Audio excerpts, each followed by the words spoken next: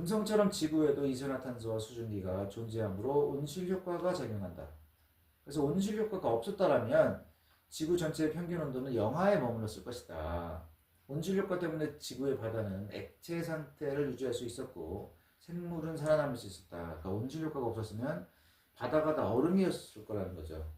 금성처럼 지구에도 약 90기압의 이산화탄소가 있다. 근데 이것이 기체 상태가 아니고 석회암이나 다른 종류의 탄산염 상태로 지각에 존재한다. 그런데 지구가 지금보다 태양과 아주 조금만 더 가까웠다면 지구의 기온은 현재보다 약간 높았을 것이고 그럴 경우에 이산화탄소의 일부가 암석에서 대기 중으로 분출하게 됐을 것이다. 근데 이산화탄소가 증가하면 온실 효과를 높이는 쪽으로 작용할 것이고 그래서 지표의 온도 역시 더 상승할 것이다. 그래서 더 뜨거워진 표면 온도는 더 많은 양의 탄산염들을 이산화탄소로 기화시켜서 온실 효과는 한층 더 효율적으로 작용하게 된다. 그러니까 한번 더워지면 계속 더워진다는 얘기죠. 실제로 이런 폭주 현상이 금성의 초기 역사에서 벌어졌던 것으로 보인다. 현대 산업 문명의 주요 에너지원은 화석 연료다. 우리는 나무, 석유, 석탄, 천연가스를 태우고 이 과정에서 폐기 기체, 주로 이산화탄소를 대기 중에 내보내고 있다. 결과적으로 지구 대기의 이산화탄소 함량이 점차 증가하고 있고 언젠가는 지구의 기온이 온실 효과로 인해 급격히 치솟을 수가 있다. 이게 80년대에 쓴 책이에요. 지금 벌어지고 있잖아요, 그게. 지구 전체의 평균 기온이 1도 내지 2도만 상승해도 그것이 초래할 재앙은 잘못 심각하다. 수십만 년 동안 인간은 숲을 태우고 나무를 베고 막 가축을 초원에 방목함으로써 초원과 밀림을 지속적으로 파괴해왔다. 근데 숲은 초원보다 어둡고 초원은 사막보다 어둡다. 그래서 결과적으로 지표에 흡수되는 햇빛의 양이 줄어들고 있다.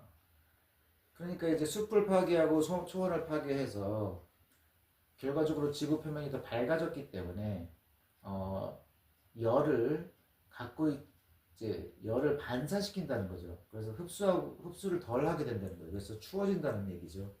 이러한 식의 냉각은 극지방에 있는 만년설지대의 넓이를 증가시킬 것이다. 추워지니까 만년설이 넓어질 거죠. 만년설 지대가 넓어지면 햇빛이 더 잘 반사되어서 지구 밖으로 나간다. 만년설 눈은 하얀색이니까 햇빛을 반사시키죠. 그러면 이제 지구가 더 냉각된다는 거죠. 그 결과 지구의 표면 온도는 더욱 낮아질 것이다. 그러니까 환경 파괴로 인한 것이 지구 표면 온도를 높이는 방향으로 작용하는 것들도 있는 반면에 지구 표면 온도를 낮추는 방향으로 작용하는 것들도 있다는 거죠. 근데 현재로서는 높이는 방향 쪽으로 이산화탄소를 계속 그 화석 연료를 태움으로써 발생시키고 있기 때문에 지구 온도가 높아지면서 재앙적인 사태가 벌어지고 있다. 이것이 이제 지금 현재의 현실이죠. 다음 시간에는 이제 화성에 대해서 알아보도록 하겠습니다. 자, 그럼 오늘은 이제 화성에 대해서 이 책에서 이제 화성에 대해서 다룰 때는 과학적인 사실도 있지만 그보다는 어떤 꿈 같은 소설적인 얘기를 많이 하는데 왜냐면은 이제 이 과학자 입장에서도 화성이 중요하다고 보는 게 생명이 살고 있느냐 아니냐 이게 중요하다는 거죠. 그러니까 이 나중에 가면은 이제 이 사람이 자꾸 다른 과학자들도 마찬가지고 우주 연구를 계속 해야 된다는 게 결국 외계에 있는 생명체랑 접촉하기 위해서 뭐 이런 얘기라는 거죠. 다른 거를 일단. 그래서 이제 외계인이 있을 수밖에 없는 그 가능성에 대해서 그 근거에 대해서 맨 뒤에 이제 얘기를 하는 거예요. 화성에 생명이 존재한다고 주장하는 쪽하고 반박하고 있는 쪽 사이의 싸움이 오늘날까지 계속되고 있다. 언뜻 보기에 화성은 지구와 매우 비슷하다. 그러니까 이제 화성에 생명이 산다라고 하는 얘기를 왜 하냐면 화성이 굉장히 지구랑 환경이 비슷하다. 그러니까 이렇게까지 비슷한데 안 살겠냐 설마 그런 거죠. 화성은 지구에서 그 표면을 관측할 수 있는 가장 가까운 행성이다. 아까 그 뭐라 그랬어요? 금성은 대기층이 두꺼워가지고 그 구름을 뚫고서 우리가 표면을 볼 수가 없다고 그랬죠.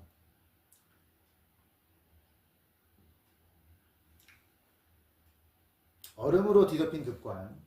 극관은 이제 화성의 양쪽 북극, 남극에 있는 그 얼음으로 뒤덮인 그런 곳을 얘기하는 거고요. 하늘에 떠다니는 흰 구름, 맹렬한 흙먼지 광풍, 계절에 따라 변하는 붉은 지표면의 패턴, 그리고 하루가 24시간인 것까지 지구랑 똑 닮았다.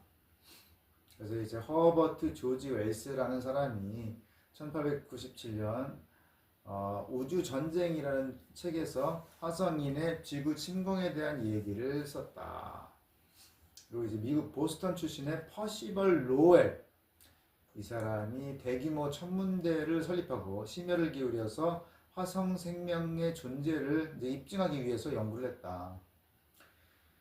1877년 이탈리아 천문학자 조반니 스키아파렐리, 이 사람이 화성의 카날리에 관한 연구를 발표했는데 이게 뭐냐?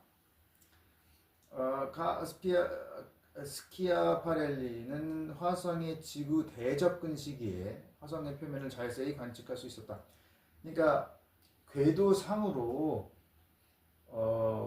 화성이 지구와 가장 가까울 때겠죠. 그는 한 개 또는 두 개의 직선들이 복잡한 네트워크를 이루며 이 행성의 밝은 지역 여기저기를 가로지르는 것을 보고 이것을 카날리라고 불렀다. 그러니까 이제 거미줄처럼 이렇게 엮여져 있는 그런 구조를 본 거예요.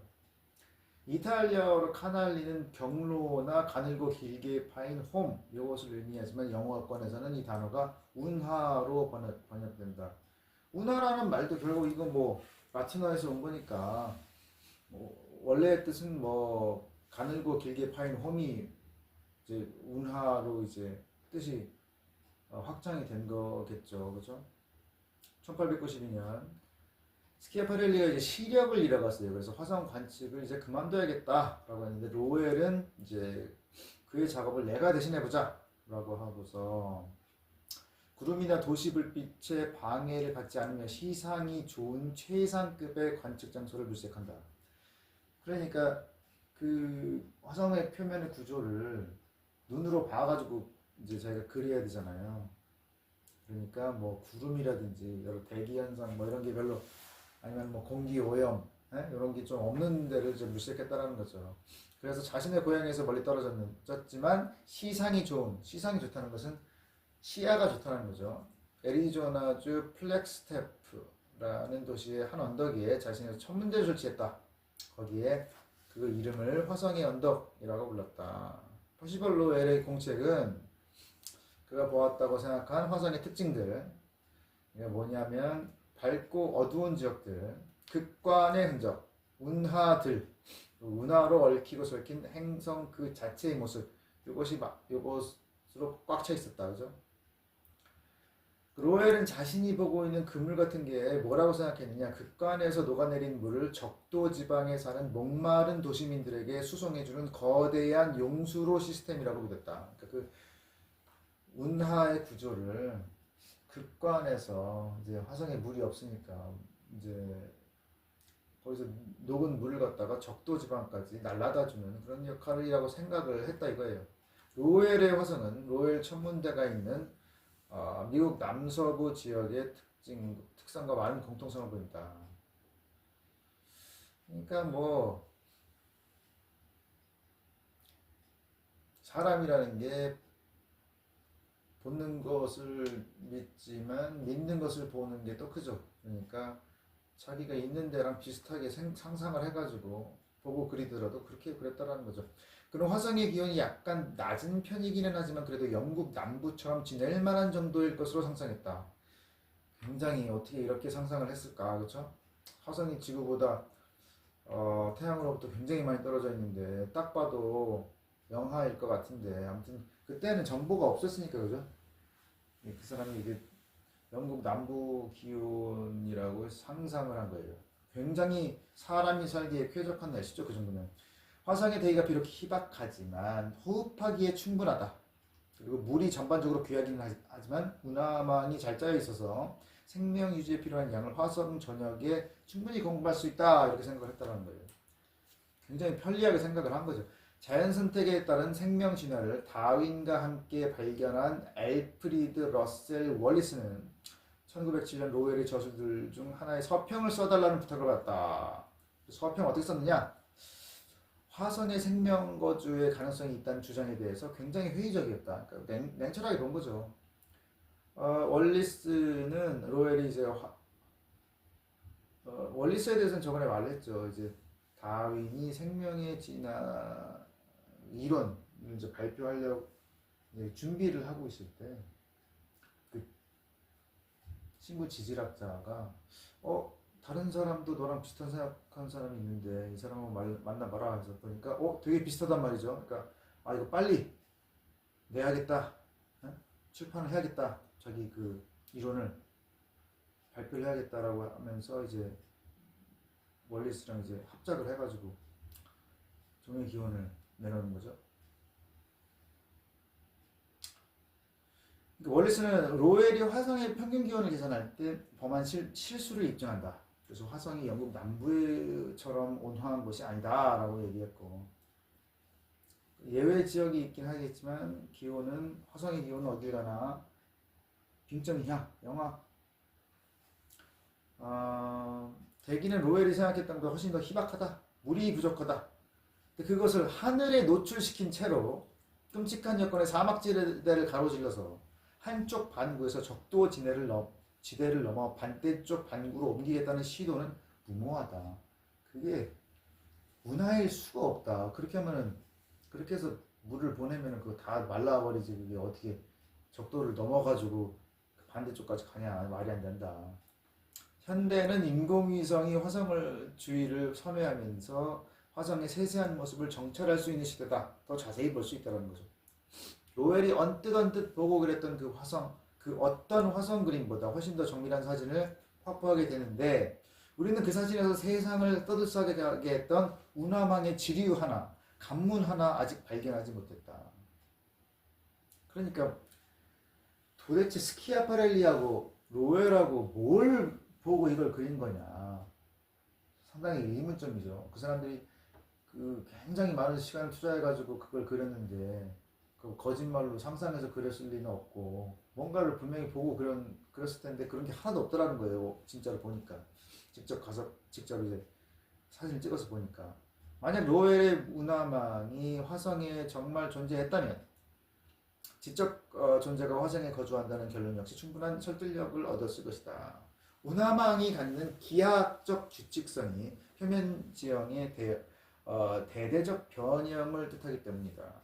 기하학적 구조라는 것은 자연적으로 만들어지지가 않죠. 그러니까 지적 존재가 있어가지고 뭔가 변형을 시켰을 것이다. 근데 한두 가지의 불가사의한 특징을 제외하고는 무인우주선이 가져다준 엄청난 양의 화성 표면에 대한 정보 그 어디에도 우리는 그런 징후를 찾아볼 수가 없었다. 그게 뭐예요? 운하라든지 관문 이런 것들. 그렇다면은 이제 우리가 뭘 하고 이제 생각해야 되느냐? 대형 동식물이나 미생물만이 화성에 살고 있다. 그러니까 지적 생명체는 없다라는 거죠. 아니면 화성에서 생물이란 생물은 모조리 멸종됐다. 아니면 예전이나 지금이나 화성에서는 항시 생명이 없었다. 이렇게 생각을 해야 된다는 거죠. 화성은 지구보다 태양에서 멀리 떨어져 있기 때문에 기온이 상당히 낮다. 이제 여기서 좀 객관적인 얘기를 한 거죠. 실제 사실 희박한 대기는 주로 이산화탄소로 이루어져 있지만 질소 분자와 아르곤이 좀 있고 아주 소량의 수증기와 산소 그리고 오존이 존재한다. 그러니까 사람이 가서 살기에는 뭔가 보호막을 치고 있지 않는 한 살 수가 없는 데죠. 오늘날의 화성의 지표면에서 액체 상태의 물은 기대할 수가 없다. 그 이유는 화성의 대기압이 너무 낮아서 찬물조차 급격히 증발해 버리기 때문이다. 물이 없다라는 거예요. 액체 상태의 물은. 오존 함량도 적다 보니 살균력이 강한 태양의 자외선이 화성 표면까지 거침없이 도달한다. 그러니까 살기 굉장히 힘든 곳이라는 거죠.